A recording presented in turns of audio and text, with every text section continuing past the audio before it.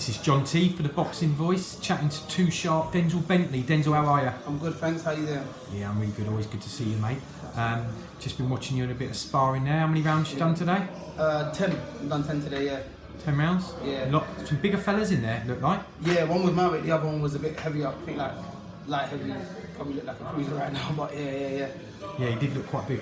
What's the thought on that? Just to get some pressure on you and see how you take that? Yeah, just to get bigger guys to try and bully me around and try and stand my ground with these guys because obviously you've seen with my weight early fights I'm running through a lot of people, but when I start stepping up and everyone's stronger and everyone's fitter, I tend to just move more because I feel like I'm better at that. So now I just need to stand my ground and, you know, try and push back against the bigger guys, and when it gets back to guys my weight again, I should feel, you know, better. Good stuff. Well, look, it's great news, Denzel. I have to say this. I think you're due out on the 14th of November against Mark Heffron in the rematch. Yeah. This will be your third fight in the lockdown, which I'm sure you're chuffed at, because there's many fighters out there dying to get on TV and just get a fight, and they're not. Yeah, so I think I'm the most active fighter in lockdown right now. I think I should get an award for that. yeah, true. Okay, cool. Well, look, coming on to the fight, it's highly anticipated, and I think that's why Frank's got you straight back out, 100%. because the first fight was really good. I know it had divided opinion. For the record, last time I saw you, I'd only watched the fight once, so I've watched it back. The Boxing Voice actually had you winning by 1 point, which is good for you. Obviously, it was a draw on the night though. So, what did you learn from the fight? I learned a few things that I'm working on, I'm ironing out.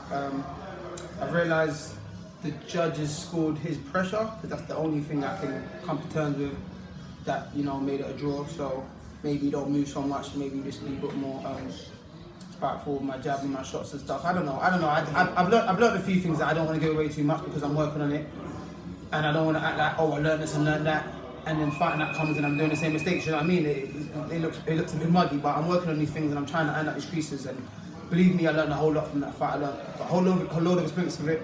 I know I can do 10 rounds, not just in the gym, on the night, under the pressure, and as they say, my chin's been tested. So I know I can take a shot. I knew that anyway, but you know, now I know I can take a shot. Yeah, well done. Right, so I don't know if you saw the Liam Williams fight a couple of weeks ago, but again, won in devastating fashion. A bit of a rumour that he may be vacating that British title, and the fight with you and Mark might be for the British title? Well, as far as I'm concerned, that's just a rumour. We don't know, but that's meant to happen a few times. He's been holding on to it.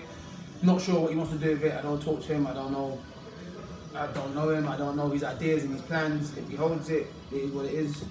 If he vacates, even better. Me and Mark fight for it and we move on. But either way, me and Mark, that fight's penciled down. We can get the British title for it. That'd be even better. I did see something with Frank Warren last week where he said he's going to try and make it for the British title. That's where I actually heard it. So whether that comes off, I think it's down to Liam vacating or not. And I think he wants Demetrius Andrade. Yeah. And Andre's just announced another fight. So I think he might be mandatory though, which means that he might have to... Yeah, it's a bit mad with that. Listen, if Frank said that I'm happy, I'm good with that. That makes everything even better. I might have to go back and watch that interview. But with the Andrade situation, obviously he's had another fight. I think that's due to Liam Williams having a fight before fighting him. So if he gets an interim fight, he gets to have an interim fight. It's only fair, isn't it? You can't try and be active and not let the champion be active. So he's doing his thing. I think it might go two ways. He might have this fight and then, you know, they start pushing for the mandatory and then hopefully Liam Williams gets his shot. But I've seen the fights at 168. Maybe he wants to see how comfortable he is at that weight and then go and fight Billy Joe for the WBO title. So I'm not quite sure, but either way, Williams should be getting his shot next year. And hopefully he does so that he can vacate the British and us guys can move on and fight for it. Okay, so let's go back to you and Mark. If you come through, and I know that you're going to want to when you come through, of course, and right those wrongs from the last one. Where do you see yourself after that? What would be the aim then? Because that would be a big step up then. I suppose you're starting to look at like world level then.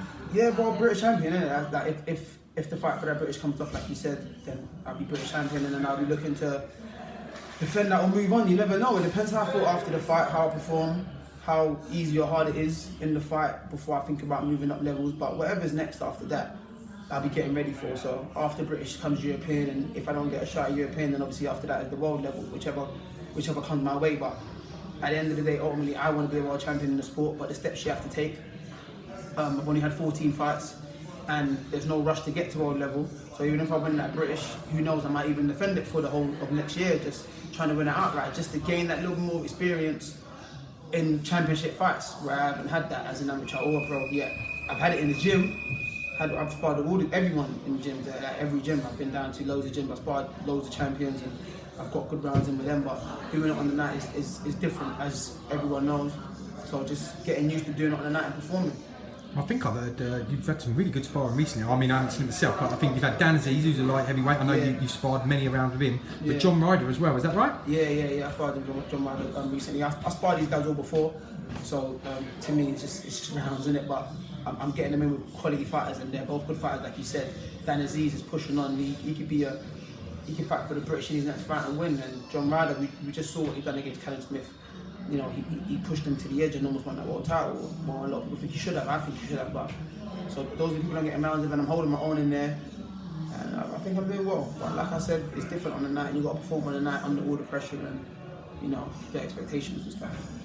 Yeah, I mean, like you said, John Ryder, a lot of people had him beating Callum Smith, and obviously Callum Smith undefeated world champion, so you're getting some really good sparring in there. So lastly, what about your family? They still can't watch us, so would they ever get together on the Saturday night and then have a celebration hopefully after? Listen, yeah, I hope so. With these lockdown rules talking about you can't go to people's houses no more and all that other stuff. That's true, yeah, you're I don't want to be putting out there like, oh, people are going over to do this and that, but hopefully by then the rules would have calmed down by now, when you're allowed to get back to certain things again, like getting to visit family and friends. And if that's the case, they'll be meeting up again and doing what we've done before, having a celebration and watching me on the big screen instead of live.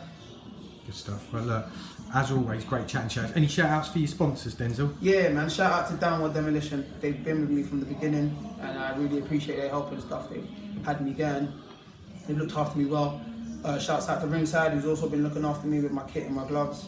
Shouts out to Elite Sports Therapy, keep my body good in check and stuff like that, and in the city scaffolding.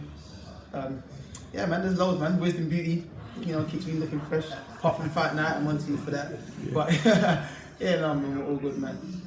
Excellent. Well, look, we'll catch up with you after the fight. Hopefully, for you, you'll have the British title, maybe that IBF European title. Yeah, next time you see me, I'll be having the British title over my shoulder. Good stuff. But hopefully, yeah. All right, Denzel. Good catching up with you, mate. Nice one.